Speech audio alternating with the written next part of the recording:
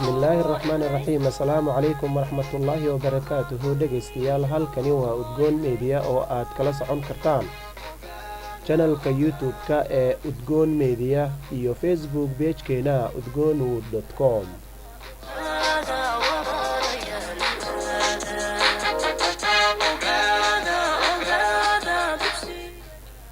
waa maalinimo sabti ah taariikhdan ay ku beegan tahay 13 bisha koowaad 2018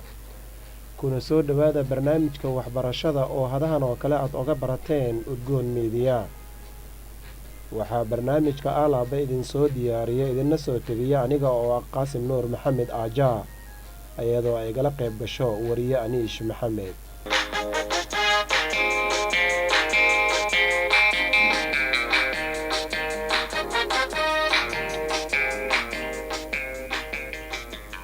barnaamijkeena waxbarashada qaybtiisa afaraad waxaan ku soo qaadanaynaa xilligii gumeysiga uu dalka haystay sideebay ee waxbarashada Soomaaliya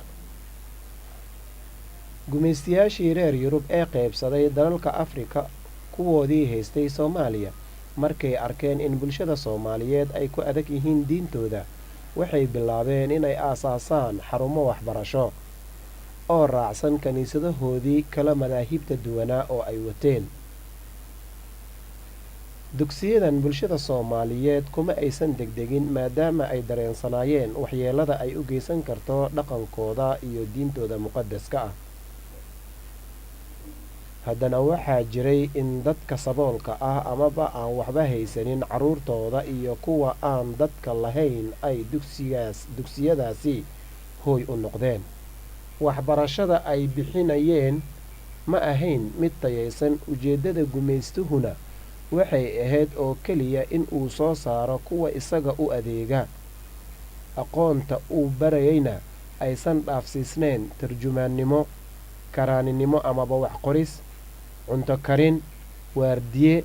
nadiifiye amaba dadka meelaha xaaqa iyo wixii la mid ah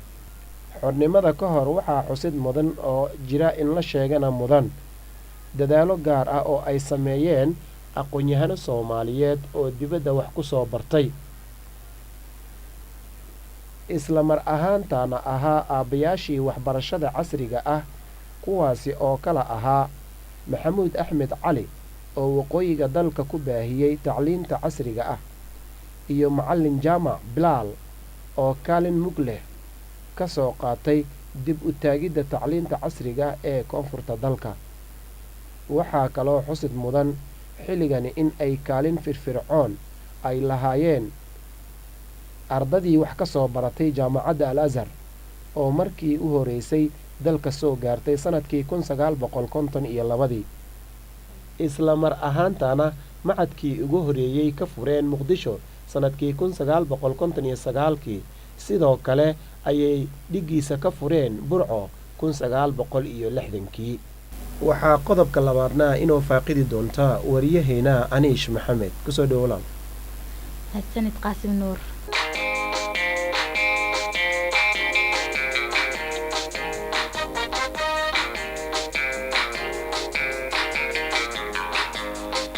qodobka labaad waxaanu ku qaadaa dhigaynaa waxbarashada Soomaaliyeed xilligii xukuumadaha rayidka ahaa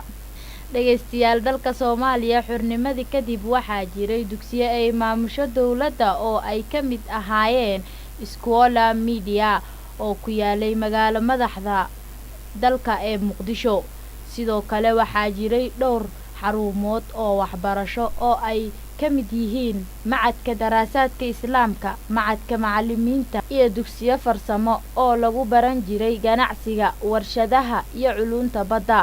xilliga dugsiyada sare ee Jamhuuriyadda Soomaaliya ka jiray waxaa lagu qiyaasay ilaa 25 dugsi iyadoo luuqadaha wax lagu bartana ay ahaayeen Ingiriis Talyaani iyo Carabiga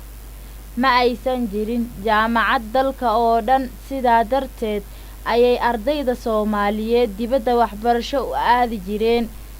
sanad dugsiyeedkii 1962 ilaa 63 ardaydii Soomaaliyeed ee dalka dibadiisa wax ku baranayay waxay gaarayeen 1500 oo arday intooda badan waxay ku sugnaayeen dalalka Masar talyaaniga iyo ruushka balse manhajka oo ahaa mid aanan midaysnayn ayaa wuxuu sababay amaba laga dhaxlay kala duwanaansho dhanka aqoonta iyo dhaqanka ah waxayna ka dhex muuqatay xisbigii leegada ee loo yaqaanay amaba loo yaqaano SYL oo markaasi talada dalka hayay.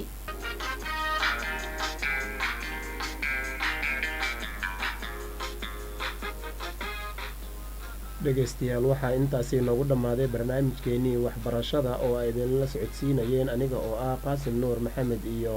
aniish maxamed. tan iyo intaan dib ugu kulmayno barnaamijkan kiisa xiga waa bahda udgoon media oo idin leh assalaamu calaykum waraxmatullaahi wabarakaatuhu.